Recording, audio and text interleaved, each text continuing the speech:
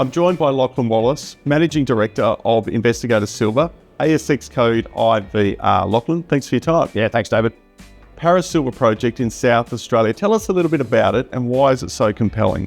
Yeah, pretty simple value proposition, David. It's Australia's only pure silver project of development scale that's fast tracking towards a build in the near term. So it's located about 70 kilometres north of Kimber on the Eyre Peninsula in South Australia.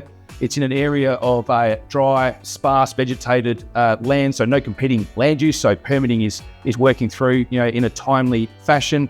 It's a relatively shallow ore body, silver-only ore body that we're looking to extract through simple, conventional, bulk, low-cost open-pit mining and a conventional cyanide leach, followed by merrill-crowe zinc precipitation to create a silver doré product that we can just sell to Perth Mint or ABC Bullion as a direct final product. When you say pure play silver, what exactly does that mean? Why is that so important? So our product is a silver doré, so it's a silver bar.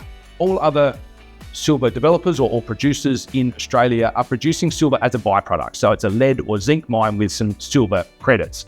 And I guess at the moment, everybody is labeling themselves as a silver mine because silver has seen an enormous run up in price, but the lead and zinc prices remained relatively flat. But I guess what's important to recognize it's only the revenue of the silver that's actually gone up in value. So we have 100% leverage because all we are producing is silver, and that differentiates us from the other so-called silver miners or developers that are out there. Tell us a little bit more about the ore body. Why is that such a unique feature of this project? So it's a flat tabular ore body. It's the basal layer is a tough dolomite layer that the silver mineralization hasn't precipitated through. And what it means is it's relatively shallow. The whole open pit mining sequence only goes down about 175, 180 meters. It's wide, it's flat, and really conducive to low cost bulk open pit mining. And that just makes this a very attractive value proposition. From an economics point of view, it stacks up really well given the low cost mining as well as the conventional cyanide leaching process, which is very similar to what the WA gold mines all use throughout this area. You do have a definitive feasibility study underway on this project. How advanced is it and how close are you to finalising that report and publishing it? Yeah, it's very soon. So we're basically in the final stages of just checking off the numbers and making sure that the document is internally consistent, and then we'll be releasing that to market. So really looking forward to getting that out because the last time we had a pre-feasibility study in the market, the silver price was about $22 US. So we're now sitting at about $78, $80 US. So it's obviously been a material change, not only to the project economics, but also the scale and size of the open pit itself. Obviously, it's got a lot larger as the price has driven up and enabled those margins to grow, enabling us to drop that cut-off grade and see more silver ounces feed into a longer mine life. So looking forward to getting that out in the near future. DFS clearly a key milestone, but what other milestones should be a focus of investors over the next 6 to 12 months? There's two real, work streams. One is associated with the Paris project itself. So that is the DFS and then moving through the permitting.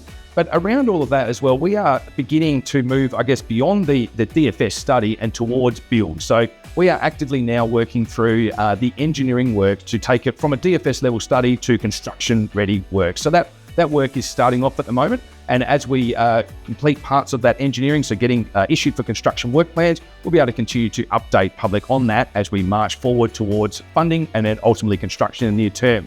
I guess the other main work stream is exploration. So we have exploration opportunities in and around the pit itself, so growing the size of the pit. So we have a drill rig heading out there in March to begin that drilling. Also drilling in the pit itself to be able to de-risk, the initial 1 to 3 years worth of mining. So where the repayment period of any debt would be, we want to get that down to grade control, sort of operational level data density from a drilling point of view to reduce any lender concerns over grade continuity and geological return over those initial years, because obviously what will be facilitating all of the debt repayments.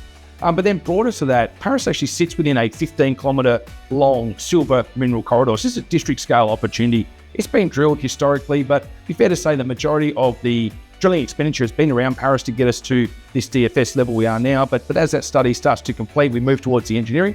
We're now starting to look within areas that could potentially become satellite deposits that would then feed into a Paris plant and be able to utilise, not only the fixed infrastructure of the plant, but also the tailings dam, creating a much lower economic, permitting, as well as environmental hurdle to get those satellite deposits up and running, and thereby increase the use of those fixed assets. Exciting times ahead for Investigator and its shareholders. Lachlan, thanks for your time. Thanks, David. Appreciate the clue.